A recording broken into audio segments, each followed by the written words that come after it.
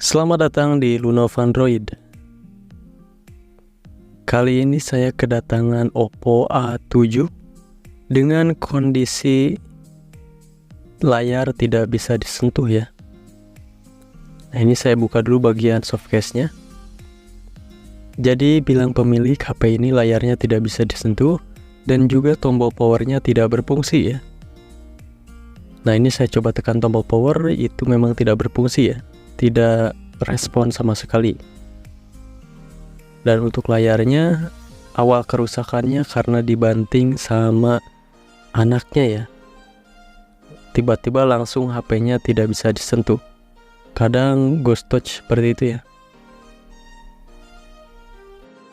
Kadang nyentuh sendiri, kemudian tidak bisa disentuh seperti itu ya. Dan jelas itu efek dari terbanting itu ya. Nah, ini saya cek, layarnya memang tidak bisa disentuh sama sekali. Saya mau coba reboot paksa pun, ini tombol powernya tidak berfungsi.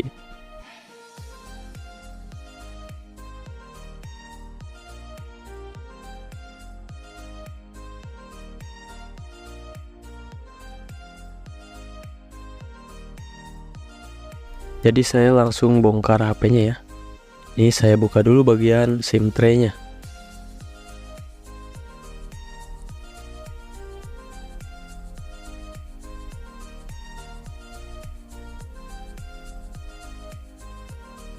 Lalu setelah itu saya buka bagian back cover-nya teman-teman.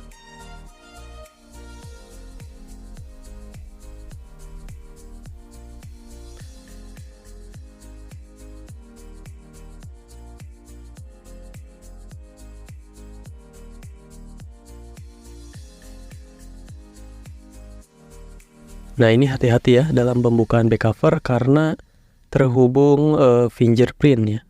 Jangan sampai tertarik kemudian robek. Nah, ini buka bagian penutup, kaleng penutup konektor fingerprintnya.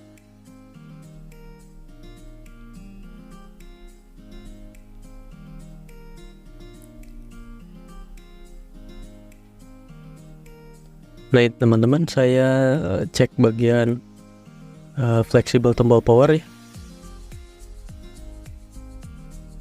Ini untuk pentulannya masih bagus, cuman entah kenapa ini tidak respon ya tombol powernya.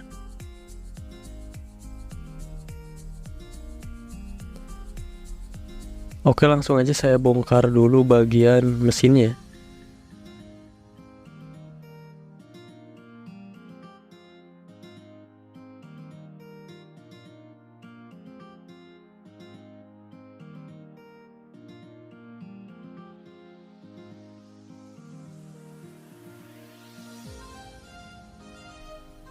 Nah, ini bagian mesinnya sudah terangkat ya.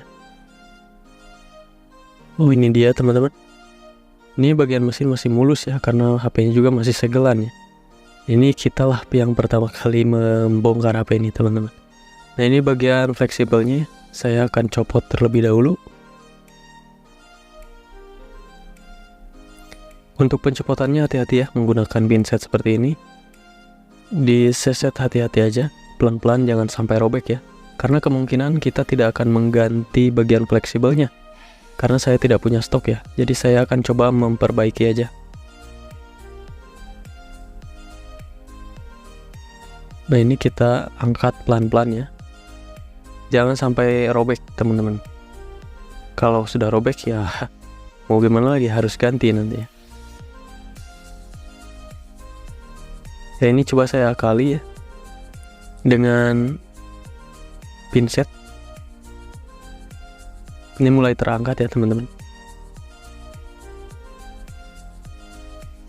Karena untuk lem bawaan pabrik itu cukup kuat ya. Nah, ini sudah terangkat teman-teman. Nah, ini lemnya yang hitam ini cukup kuat teman-teman lemnya. Jadi kalau dipaksa bisa saja merusak bagian fleksibelnya. Walaupun spare partnya murah ya, kita manfaatkan dulu yang ada ya. Kalau masih bisa diperbaiki, kenapa harus ganti ya teman-teman.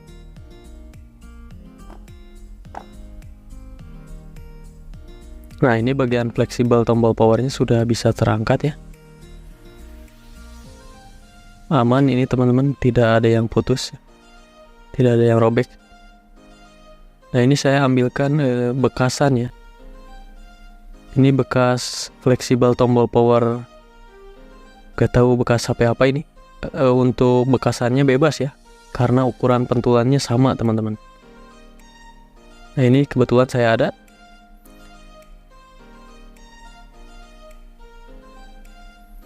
Nah, sekarang yang perlu kita siapkan adalah solder panas ya. Solder yang sudah dipanaskan teman-teman. Nah, ini saya siapkan penjepit PCB untuk holder soldernya nanti.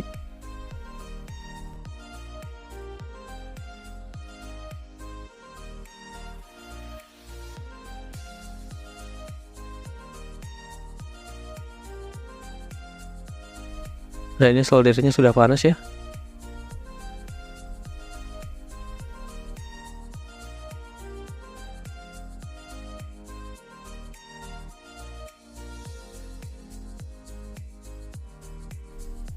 Kita jepitkan soldernya seperti ini, karena kita akan mencopot bagian pentul fleksibel tombol powernya ya. Nah, ini saya menggunakan sedikit flux di fleksibel tombol power Oppo A7 nya agar panasnya merata ya dan tidak merusak bagian fleksibelnya teman-teman. Nah, ini saya copot bagian pentulnya. Nah, ini sudah terlepas ya teman-teman. Dan sekarang kita copot pentul dari copotannya ya, dari fleksibel bekasnya. Nah, ini. Nah, ini sudah copot ya. Kemudian kita pasangkan ke fleksibel tombol power Oppo A7 nya. Oke, ini pasangkan dengan presisi ya. Jangan sampai mereng, nanti tidak berfungsi juga. Ini menempel di pinset ya, karena pinsetnya bekas flux.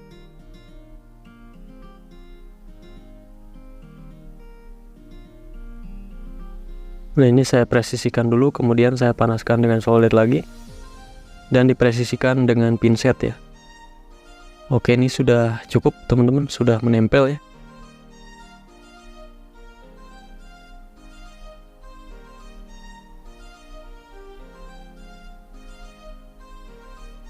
Nah, ini saya rapikan kembali ya untuk soldernya. Dan saya pasang kembali bagian fleksibel tombol powernya ya teman-teman. Ini saya tidak menambahkan lem lagi ya, karena lem bekasnya masih ada ya, masih kuat. Nah, ini saya tempelkan kembali teman-teman.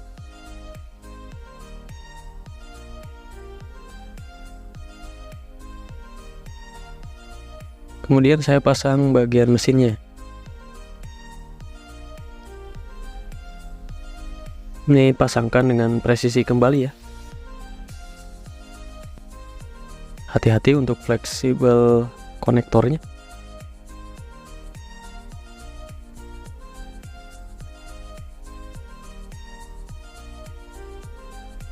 Nah, ini pastikan semua konektornya terhubung dengan baik ya. Kemudian kita pasang baut satu di bagian dekat fleksibel tombol power ya, untuk menguatkan mesin agar terhubung ya konektornya. Kemudian saya coba presisikan kembali untuk pentulannya. Kemudian saya coba pengecasan. Nah, ini pengecasan sudah masuk ya. Dan teman-teman, ini saya akan bereskan dulu bagian meja servisnya karena terlalu berantakan. Oke teman-teman, ini meja servisnya sudah sedikit dirapihkan. Dan lanjut ya, ini saya akan coba nyalakan HP-nya. Apakah tombol powernya sekarang sudah berfungsi dengan baik? Nah ini teman-teman, alhamdulillah ya, untuk fleksibel tombol powernya sekarang sudah berfungsi dengan baik.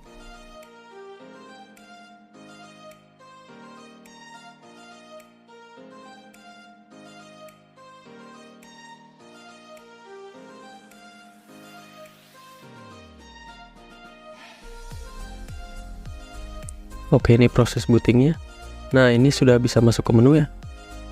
Nah ini untuk layar sentuhnya masih tidak berfungsi ya teman-teman. Ini masih tidak bisa disentuh HP-nya.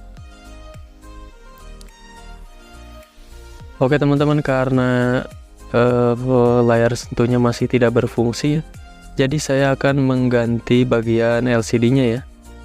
Karena di awal user juga bilang kalau harus ganti LCD pun tidak apa-apa ya.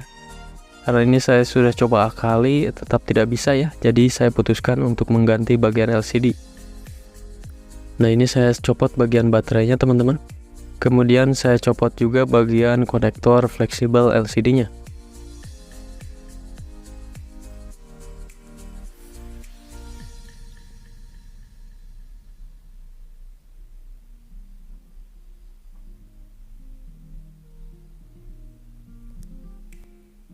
Oke, ini saya buka juga bagian LCD-nya ya dengan menggunakan plat tipis ya.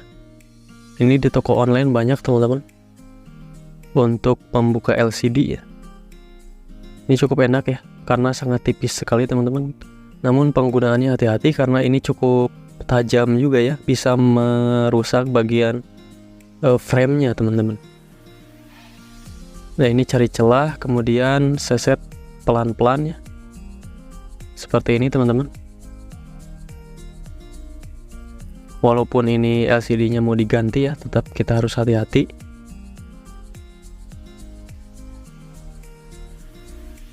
Nah seperti ini teman-teman.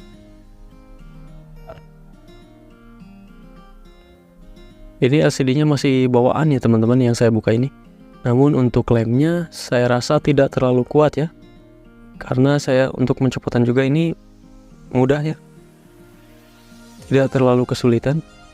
Nah setelah diseset seperti itu teman-teman, kita dorong bagian sini ya agar LCD-nya terangkat.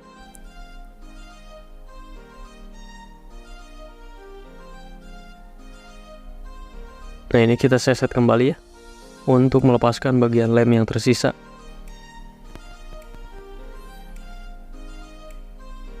Oke teman-teman, untuk LCD-nya sudah berhasil terangkat ya.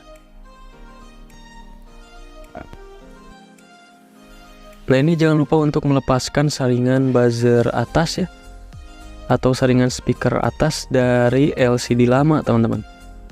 Nah ini saringannya teman-teman. Ini walaupun kecil seperti ini fungsinya cukup signifikan ya. Fungsinya cukup vital untuk estetika ya.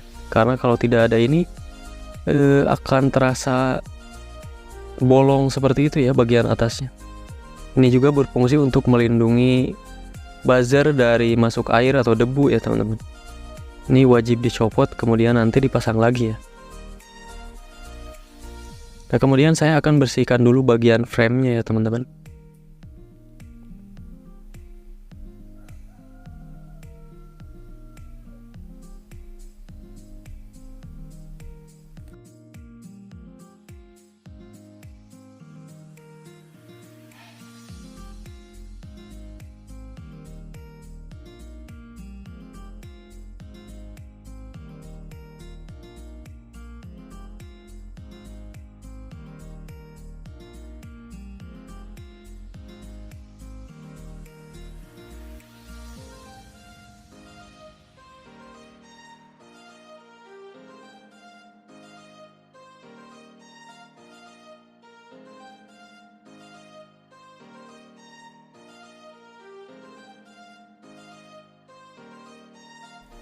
Oke, setelah membersihkan frame ini saya siapkan LCD baru ya. Ini mereknya Mitu teman-teman.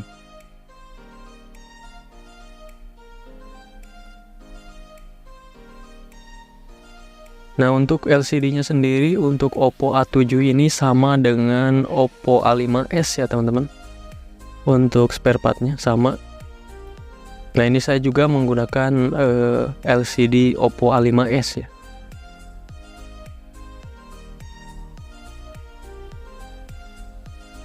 Oke, langsung aja saya akan lem bagian framenya, teman-teman.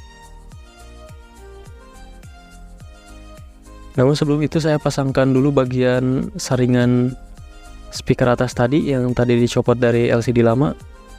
Saya pasangkan ke framenya ya.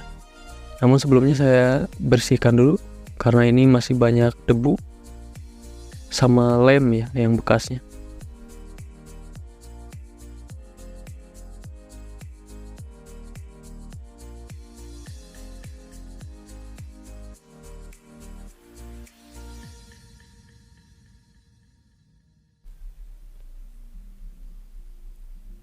Nah, ini saya pasangkan di framenya. Kalau perlu tambahkan sedikit lem LCD ya untuk merekatkannya. Saya ini tidak menggunakannya karena ini masih cukup kuat ya. Kemudian saya melakukan pengeleman di bagian framenya ya. Ini lem dengan rapi dan hati-hati di bagian pinggir framenya dengan menggunakan lem T7000 ini. Bisa T7000, bisa B7000 ya. Yang penting ujungnya 7000. Itu recommended sekali ya untuk lemnya. Cukup kuat dan cepat kering untuk lem ini, teman-teman.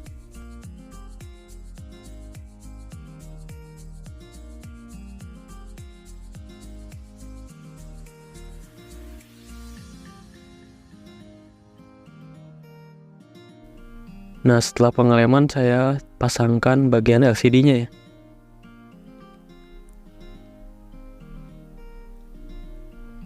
Ini pasangkan dengan rapi dan presisi ya.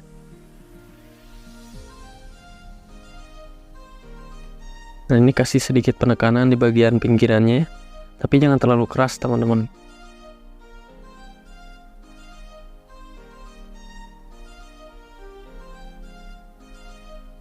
Nah, setelah itu kita kasih karet ya untuk merekatkan LCD-nya, teman-teman. Nah, ini hati-hati dalam pengaretan ya. Jangan terlalu tertekan LCD-nya.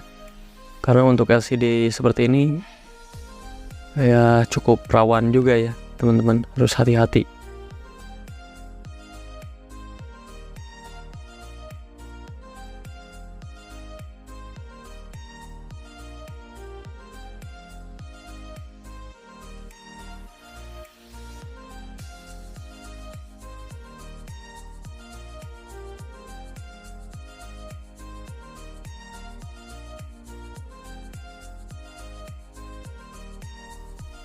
Nah, ini setelah dikareti seperti ini, kita diamkan selama kurang lebih 30 menit sampai lemnya benar-benar kering dan menempel ya.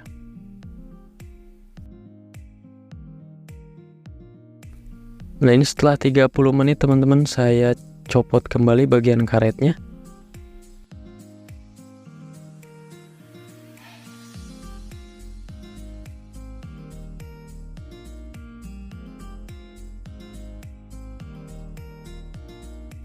Kemudian saya pasangkan bagian baterainya, teman-teman.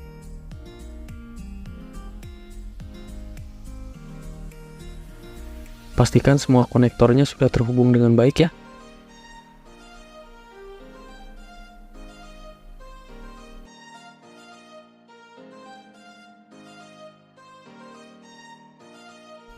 Nah, ini saya pasangkan juga bagian penutup mesinnya ya. Oke teman-teman, ini saya akan merapikan dulu bagian penutup mesinnya. Saya pasang semua baut dan juga back covernya ya.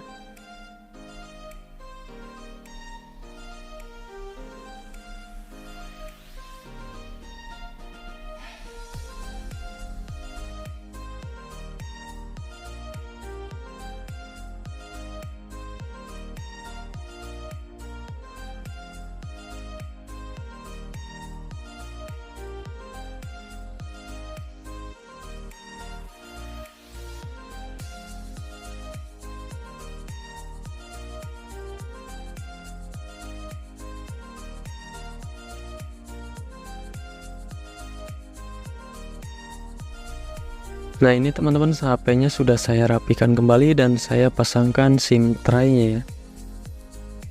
Oke, saya coba nyalakan kembali teman-teman. Nah ini sudah nyala ya. Jadi tombol powernya sudah berfungsi ya. Saya akan coba nyalakan dan coba tes fungsi LCD-nya. Apakah sudah aman ya untuk LCD baru ini? Nah ini sudah nyala HP-nya. Saya tes bagian touchscreen-nya.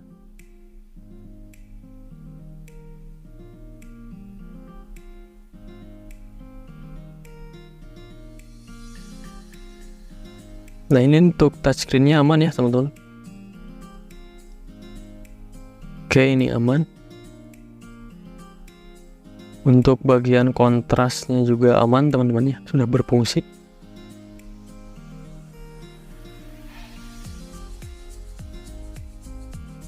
Oke, ini untuk plastiknya saya kletek ya teman-teman. Nah ini sudah seperti baru lagi ya teman-teman. Untuk LCD-nya sudah aman, touchscreen-nya sudah berfungsi karena kita sudah mengganti LCD-nya ya. Kemudian tombol power juga sudah berfungsi teman-teman. Jadi untuk kasus HP ini sudah down semua ya teman-teman. Jadi ini tinggal saya kasih kembali ke usernya ya teman-teman. Dan mungkin cukup sekian untuk kasus Oppo A7 kali ini ya teman-teman. Semoga bermanfaat. Terima kasih yang sudah nonton dan sampai jumpa di video-video Lunoff Android yang lainnya.